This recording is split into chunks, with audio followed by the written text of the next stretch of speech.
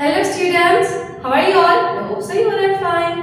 Now kids, we completed our session number 2 of chapter number 4, simple machines, right? In today's session number 3, I am going to explain you about simple machines. कि simple machines क्या है? And there are so many different types of simple machines are there, right? So I am going to explain all the things about simple machines in this section, right?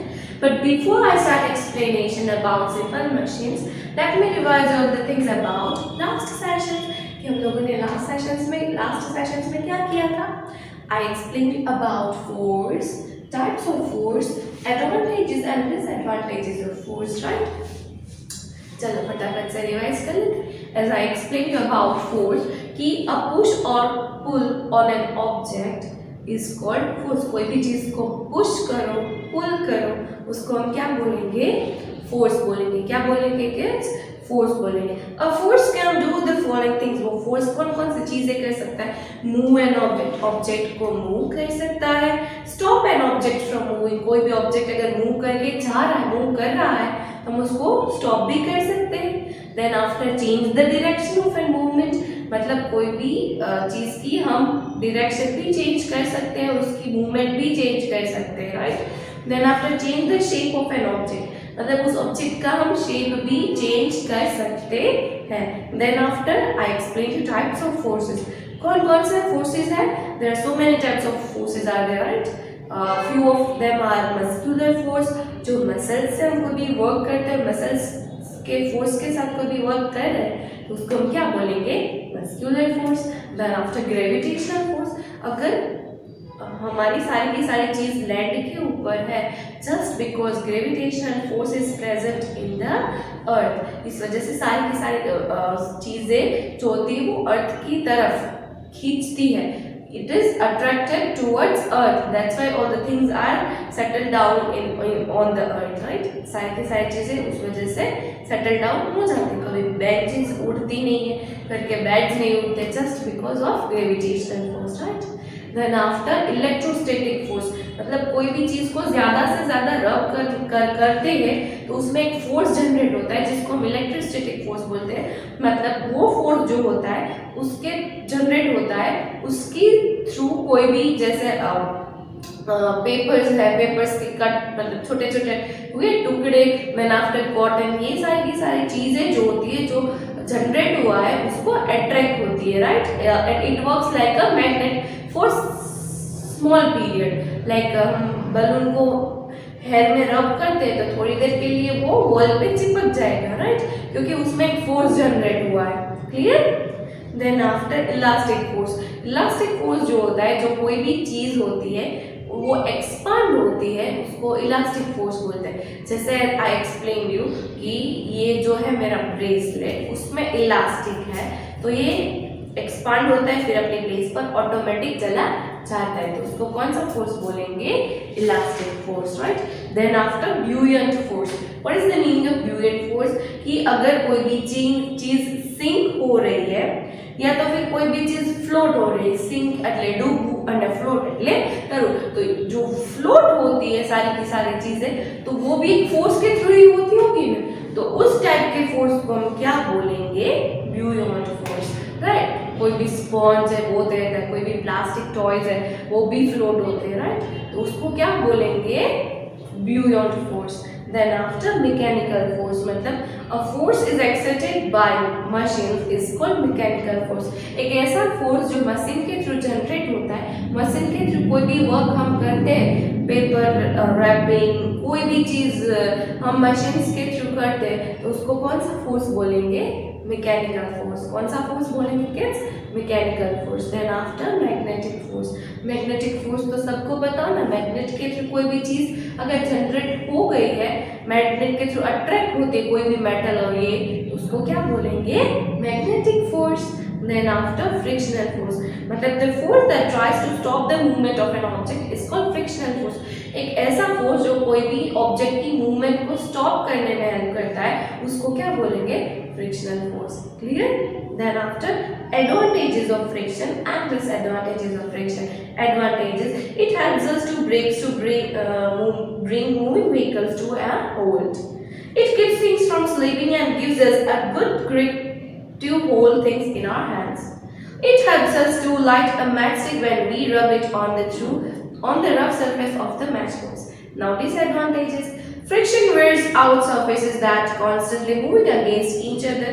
For example, the soles of our footwear wear out after we have used them for many days. Friction gives rise to unwanted heat. Engines of cars consume a lot of fuel to reduce this heat.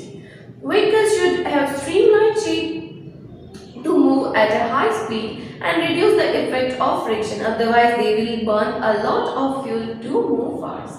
Clear? So here we completed revision of last session. Now let's begin all the things about simple machines.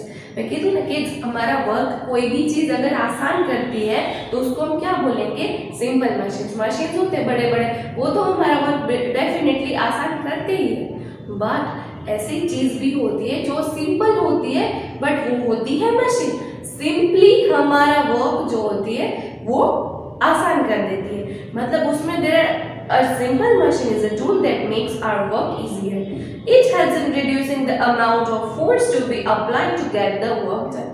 ये जो simple machine होते हैं, हमें जितने force की need होती है, हम जितना फोर्स हमें अप्लाई करना होता है, वो क्या करते हैं? वो हमारा जो फोर्स का एफर्ट्स होते हैं वो कम कर देता है। क्या कर देता है किड्स? वो हमारे फोर्स का एफर्ट जो होता है वो कम कर देता है। जितना सपोज हमें बहुत 10 kg का स्टोन उठाना होता है, राइट, तो उसको कितनी एफर्ट्स लगेगी हमें। तो ये सिंपल मशीन एक ऐसा मशीन है, एक सिंपल ही होता है बट उसके थ्रू हम 10 kg वेट वाला स्टोन जो होता है वो हम थोड़ी सी कम मेहनत के साथ उसको उठा सकते हैं, राइट। तो जो सिंपल मशीन होते हैं वो हमारे एफर्ट्स होते हैं वो कम कर देता है। समझा? હજી આગળ સમજાવીશ બહુ ઇઝી રીતે। Lever, wheel and axle, pulley, inclined plane, wedge and screw are examples of simple machine. आ બધા these are the examples of simple machines। इसके थ्रू वो सिंपल नहीं होते, बहुत ही कॉस्ट वाइज में भी ज़्यादा नहीं होते, बट जो हमारा वर्क होता है, हमारा एफर्ट होता है उसको कम कर देता है, right. Now sorry these are the examples of simple machines, right? Now first of all, number 1, lever. A lever is a rigid rod that can turn or move about a fixed point or support. It consists of the following 3 parts. जो liver होता है, it is a kind of a simple machine जिसके through हमारा work होता है वो बहुत ही easy हो जाता है। वो 3 पार्ट्स होते हैं, लीवर के 3 पार्ट्स होते हैं। जो मेन बीच वाला होता है, मेन वाला, उसको क्या बोलते हैं? फलक्रम बोलते हैं। क्या बोलते हैं किड्स? फलक्रम। एक तरफ जो होते हैं हमारे एफर्ट्स होते हैं, क्या होता है? हमारे एफर्ट्स जो हम मेहनत करने वाले होते हैं। और थर्ड साइड होता है लोड। कोई भी चीज जो लोड होती है, वजन वाली होती है, उसको उठाना, जिसको मतलब जो कोई भी थिंग है जिसको उठाना है, जो लोड होता है उसको एल बोलेंगे। जिससे हम एफर्ट्स करेंगे, हम ह्यूमन बींग्स एफर्ट्स के थ्रू ही उसको उठा पाएंगे तो उसको ई बोलेंगे। और जिसके थ्रू हम उठाने वाले हैं वो जो मिड पॉइंट होता है उसको हम क्या बोलेंगे? फलक्रम। क्या बोलेंगे किड्स? फलक्रम। यहाँ पे आपको इमेज शो हो रही है, इजीली शो हो रही है, राइट। मतलब जो मीट जिसके थ्रू हम लोड उठाने वाले हैं उसको फलक्रम बोलते हैं। तो एक साइड तो लोड रहेगा और दूसरी साइड हमारा एफर्ट्स रहेंगे, राइट। इसके थ्रू हम कोई भी लोडेड थिंग्स है उसको इजीली, कोई भी फोर्स के विदाउट एनी, बहुत ज्यादा फोर्स के बिना उसको कोई भी चीज को उठा सकते हैं, right. Clear? Now fulcrum, the fixed point और the support around which the rod moves is called fulcrum. Fulcrum जो होती है एक फिक्स्ड पॉइंट होता है। क्या होता है उसका? फिक्स्ड पॉइंट होता है जिसके थ्रू जो रॉड होता है, रॉड की मूवमेंट हम इजीली कर सकते हैं। Clear? Now load, the object that we are trying to move और lift is called the load. कोई भी ऑब्जेक्ट होता है उसको हमें उठाना है, मूव करना है, लिफ्ट करना है तो उसको क्या बोलेंगे? लॉड बोलेंगे। क्या बोलेंगे किड्स? लॉर्ड बोलेंगे। एंड देन आफ्टर एफर्ट्स, जो हमें लगाना है, the force use to move the load is called the effort. जो फोर्स लगाना है हमें लॉर्ड को उठाने के लिए, लॉर्ड मतलब वजन, कोई भी वजन वाली चीज को उठाने के लिए हमें एफर्ट्स लगाना है, उसको हम क्या बोलेंगे? एफर्ट्स। क्या बोलेंगे किड्स? एफर्ट्स। क्लियर? जो मीन पॉइंट है जिसके थ्रू कोई भी हम रॉड की मूवमेंट करते हैं उसको फल्क्रम। एक तरफ जो होता है बट नेचुरल है वो लॉर्ड है, और एक तरफ जो होता है वो हमारे एफर्ट्स है। Clear? Hope so you understand all the things about lever. समझा? Now kids, there are 3 types of levers. अभी types और because fulcrum जो होते हैं उसका सब कुछ चेंज होता रहता है. So there are 3 types of lever. First class of lever, second class of lever, and third class of lever. चलो फटाफट जोई ले. Depending on the position of the fulcrum, load and effort, there are 3 types of lever. जब मैं तुमने explain किया ना वो क्या था, वो सिंपल वाला लीवर था. अभी फल्क्रम की पोजीशन को देखना है, फिर एफर्ट्स जहाँ से हम लगाने वाले हैं उसकी साइड देखनी है, और जहाँ पे लोड रखने वाले हैं हम उसकी साइड देखनी है. राइट? उसके अकॉर्डिंग हम लीवर को डिसाइड कर सकते हैं. Clear? Now first class liver, a lever in which the fulcrum lies between the rod and the effort is called first class of lever. Pliers, scissors, seesaw and bottle opener are example of first class lever. First class liver जो होता है उसका जो fulcrum होता है वो कहाँ पे होता है? बीच में होता है. कहाँ पे होता है किड्स? बीच में होता है. बीच में जो फल्क्रम होता है और आजू बाजू में एक साइड एफर्ट्स हम डालने वाले हैं, दूसरी तरफ कोई भी चीज का लोड आने वाला है, तो उसको हम क्या बोलेंगे? First class lever. क्या बोलेंगे kids? First class of lever. So first class के बेस्ट एग्जांपल कौन से? एक तो सीजर्स. सीजर का बीच में ही वो जो सीजर जो होती है उसके बीच में ही किड्स हमें वो फल्क्रम दिखाई देता है. राइट? वो एक वो जिसके थ्रू सीजर अटैच होती है और जिसके थ्रू वो इजीली मूवमेंट कर सकती है. राइट? वो बैलेंसिंग वाला जो पॉइंट होता है उसको क्या बोलेंगे? फल्क्रम. आगे से जो हम साथ कोई भी चीज को कट करने वाले हैं उसको क्या बोलेंगे? लॉर्ड बोलेंगे. राइट? और हम अपने हैंड के थ्रू जिसको कट करेंगे, मतलब कि हम हमारे एफर्ट्स करेंगे, तो उसको क्या बोलेंगे? एफर्ट. राइट? तो क्लियर?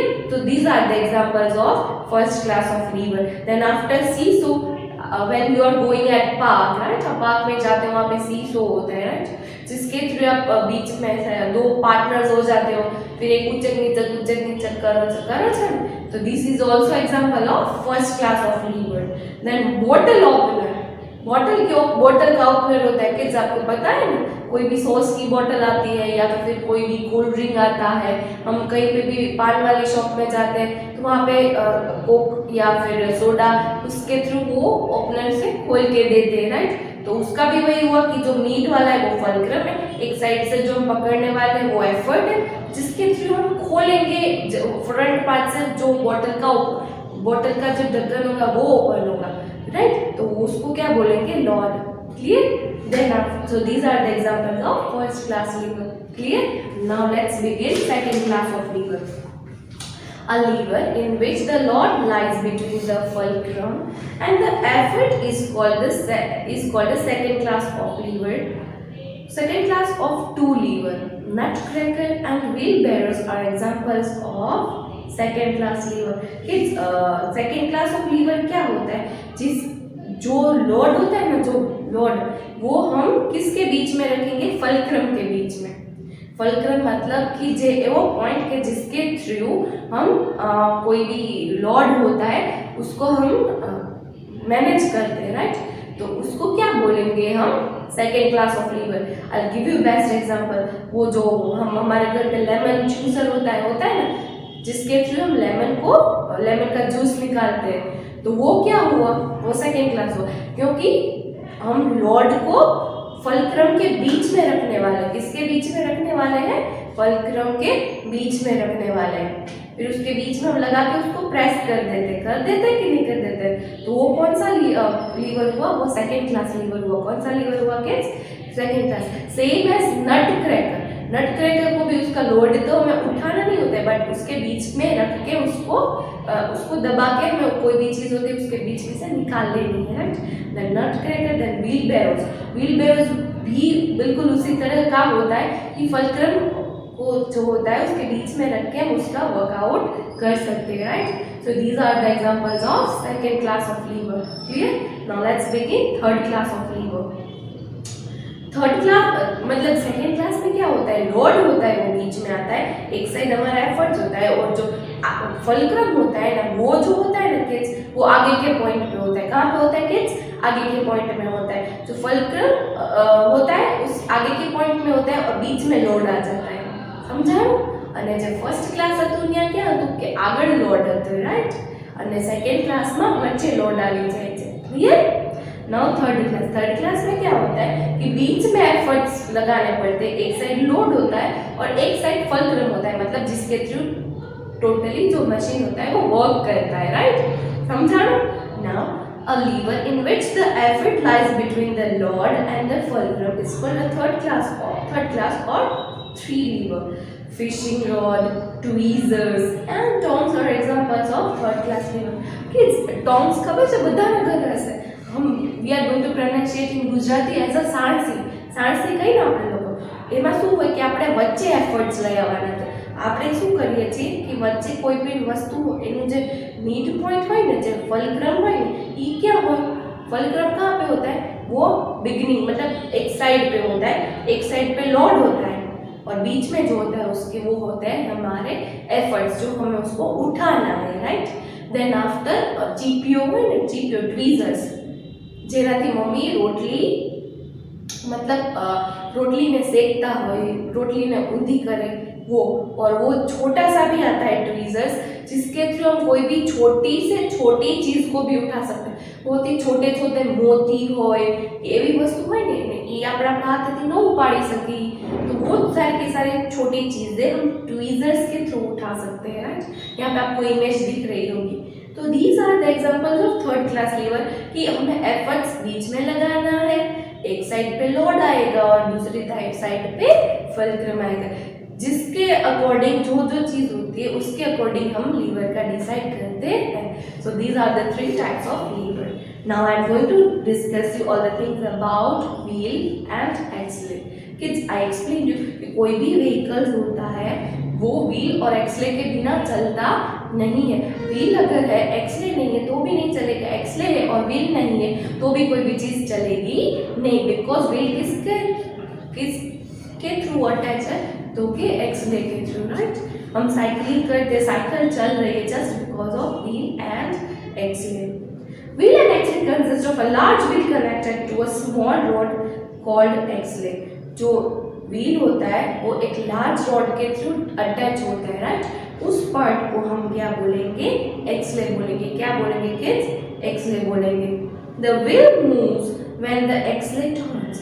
व्हील ત્યારે જ मूव करे જ્યારે एक्सले टर्न આપે।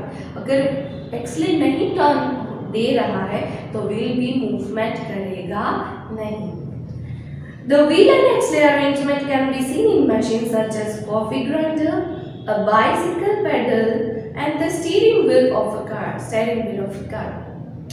ये जो व्हील एंड एक्सले का पैर जो होता है वो मोस्टली कहाँ पे दिखता है, बाइसिकल्स में दिखता है, स्टेयरिंग, कार की जो स्टेयरिंग होती है ना उसमें भी यही होता है, wheel and axle. Then after coffee grinder, कभी आपने देखा है कॉफी ग्राइंडर को, नहीं देखा, यहाँ पे देख लो कॉफी ग्राइंडर।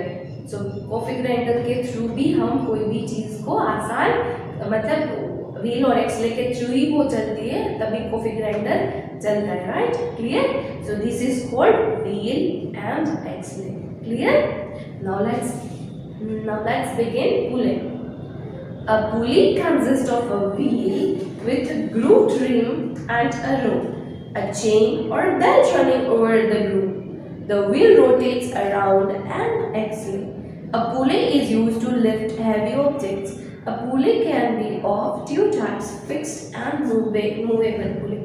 किड्स पुली की वजह से हम कोई भी लोड होता है उसकी रोप उसकी चेन के थ्रू हम कोई भी चीज़ को इजीली हम उसको रोटेट करके लोड उठा सकते हैं। जैसे कि पुली जो होता है नॉर्मली विलेज में वेल्स होते हैं उसमें दिखता है राइट, कि वो जो एक ग्रूव होता है इसके थ्रू वो उसके अंदर रोप एक फीट अटैच की होती है, फिर उसके थ्रू हम बाल्टी डालते हैं तो इजीली बाल्टी को खींच के निकाल सकते हैं राइट। हमारे एफर्ट्स भी कम हो जाएगी, हमारी मेहनत कम हो जाएगी और जो चीज़ हमें चाहिए वो थोड़ी सी कम एफर्ट्स में हमारे पास आ जाएगी। और एक ऐसी इम्पॉसिबल चीज़ होती है जिसको करना होता है वो इजीली कम एफर्ट्स के थ्रू हम कर सकते हैं राइट। कोई भी लोड को उठाना है तो हम पुले के थ्रू हम इजीली 2-3 पर्सन को उठा के हम उसको खींच के उठा सकते हैं right. Now kids there are 2 types of pulley, एक मूवेबल होती है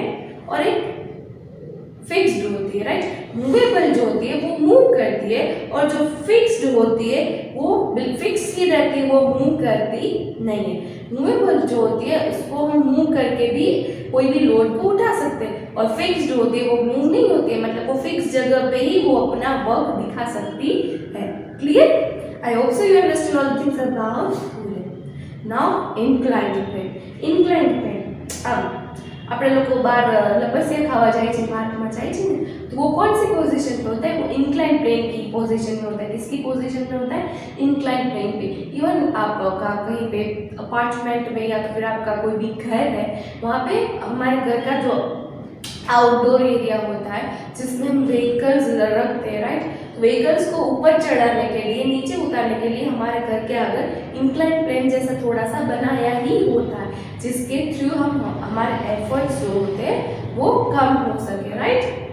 and incline plane is slope, वो स्लोप होता है, स्लोप है ना ऐसे, इसको क्या बोलते हैं? स्लोप बोलते हैं। Slope that helps to move a heavy load with less effort, जिसके थ्रू हम हैवी लोड को कम एफर्ट से उसको शिफ्ट कर सकते हैं राइट।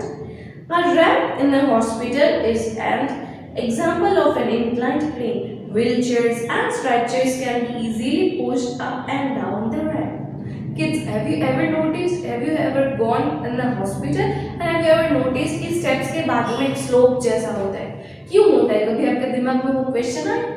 क्योंकि पेशेंट होते हैं जो जिसकी हेल्थ बहुत ही खराब होती है, जो बिल्कुल चढ़ने के भी उसमें नहीं होते, तो वहाँ पे स्लोप के थ्रू उसको व्हील चेयर में बिठाया जाता है और फटाफट स्लोप के थ्रू उसको ऊपर लिया जाता है राइट। या तो फिर स्ट्रेचर्स भी होते हैं कि कोई भी पेशेंट है वो बिल्कुल भी होश में नहीं होता है, उसको स्ट्रेचर में सुला के उसको फटाफट से ऊपर ले जा सकता है और उसकी ट्रीटमेंट स्टार्ट हो सकती है। Just because of this, they started giving that kind of a slope. Clear? A slide in a playground is another example of an inclined plane. अब मैंने बोला ना कि आप प्लेग्राउंड में जाते हो, पार्क में जाते हो, वहाँ पे स्लाइड्स होती है कि नहीं होती? This is also example of a inclined plane. अगर कोई भी चीज़ हमें ऊपर से नीचे डालनी होती है, अगर इंक्लाइंड प्लेन है तो हम इजीली फटाफट से उसको कर सकते हैं right. Clear? I hope you understand about inclined plane. Inclined plane मतलब कोई भी स्लोपिंग एरिया हो जिसके थ्रू हम हमारा लोड होता है, एफर्ट्स लगाने होते हैं, वो कम हो जाता है, उसको हम क्या बोलेंगे? Inclined plane. Clear? Now wedge. A sharp edge is formed when two inclined planes are placed together. These arrangements is called a wedge. A wedge is a simple machine used to cut or slice object. The head of an axe and the blade of a knife are examples of a wedge. જ્યારે બે વસ્તુના inclined plane હોય, जब दोनों तरफ से inclined plane आती है, थोड़ा सा स्लोपी एटमॉस्फेयर हो जाता है। इंक्लाइंड प्लेन मतलब दोनों तरफ से आना चाहिए, तो तब कौन सी चीज़ फॉर्म होती है? वेज होता है। मैं बेस्ट एग्जांपल दूँ, वो इजी रीते कहूँ कि जो अपना नाइफ हो ना, छरी, नाइफ की जो दोनों तरफ से ही एक इंक्लाइंड प्लेन जैसा होता है, मतलब एक तरफ से हम पकड़ने वाले हैं और दूसरी तरफ से हम उसको उसके थ्रू हम स्लाइसेस करने वाले होते हैं राइट। जो उसकी ब्लेड होती है वो दोनों तरफ से ही इंक्लाइंड होती है राइट। तो उसको हम क्या बोलेंगे, वेज बोलेंगे। क्या बोलेंगे किड्स, वेज। अगर कोई भी चीज जो होती है मिस एक्स, खबर है एक्स, जिसके थ्रू हम ट्रीज को कट करते हैं, कोई भी हैवी चीज होती है उसको भी कट करते हैं, तो वो जो होता है वो दोनों तरफ से इंक्लाइन होती है, राइट। उसकी जो एज होती है એટલે કે એનો ખૂણાનો ભાગ શું કહેવાય, એનો ખૂણાનો ભાગ હોય ને एज કહેવાય। तो उसके थ्रू हम कोई भी चीज को कट करते हैं, राइट, तो उसको हम क्या बोलेंगे, वेज बोलेंगे। क्या बोलेंगे kids, wedge. Clear. Now last one, screw. Screw के थ्रू हम कोई भी चीज जो होती है हमारे घर पे उसको हैंग करते हैं, राइट। स्क्रू बधाना घरे हશે જ, મમ્માને પૂછો ક્યાં ક્યાં સ્ક્રૂ લાગેલા છે, નહીં પૂછો તો બી તમને ખબર જ હશે ક્યાં ક્યાં સ્ક્રૂ હોય છે। A screw is a type of a modified inclined plane. It is a simple machine used to hold things tightly together. Screws are used in objects such as light bulbs. Bigger screws called screw jacks are used to lift cars and other heavy objects. Screw में भी types होते हैं, छोटे वाले होते हैं, बड़े वाले होते हैं। जो बड़े वाले होते हैं उसको क्या बोलते हैं, स्क्रू जैक्स बोलते हैं। क्या बोलते हैं, स्क्रू जैक्स, जो लिफ्ट कार्स को लिफ्ट करने में हेल्प करते हैं। कार्स जो पंचर हो जाती है, खराब हो जाती है, तो उसके नीचे के स्पेयर पार्ट्स हमें देखना पड़ेगा ना, तो उसको लिफ्ट करनी होती है, मतलब એને ઉપાડવાની હોય, પછી જ આપણે લોકો નીચે દેખાય કે શું ચેન્જીસ કરવાના છે। तो वो जो होता है उसको क्या बोलते हैं, जिसके थ्रू जो लिफ्ट करते हैं उसको क्या बोलते हैं, स्क्रू जैक्स बोलते हैं। क्या बोलते हैं किड्स, स्क्रू जैक्स। बाकी के जो सिंपल स्क्रू होते हैं, ये जो बोर्ड हैंग हुआ वो है ना, वो भी स्क्रू के ऊपर ही लगा है। कोई भी चीज़ फ्रेम होती है, कोई भी चीज़ होता है, हमारे मेडल्स होते हैं, हम उसको हैंग करना होता है, तो हम किसके ऊपर करेंगे, स्क्रू पे, स्क्रू के ऊपर ही करेंगे, right. Clear? I hope so you understand screw. Now kids, what I explained in today's session. In today's session, I explained about simple machines. मैंने सब कुछ आपको simple machines ही समझाया है, right? There are so many types of simple machines are there, right? Like lever, wheel and axle, pulley, inclined plane, wedge and screw. I hope so you understand all these things, right? Now kids, here we completed our chapter. यहाँ पे हमारा होता है complete chapter. In next session, I am going to explain you all exercise only. Clear? Now I have shared a PDF with you of few questions, right? If you listen, if you watched my video very nicely, then you can answer my questions without any reference, right? So please watch my video properly and do it by your own way, right? Now kids, if you like my video, like it, and till next session kids, bye.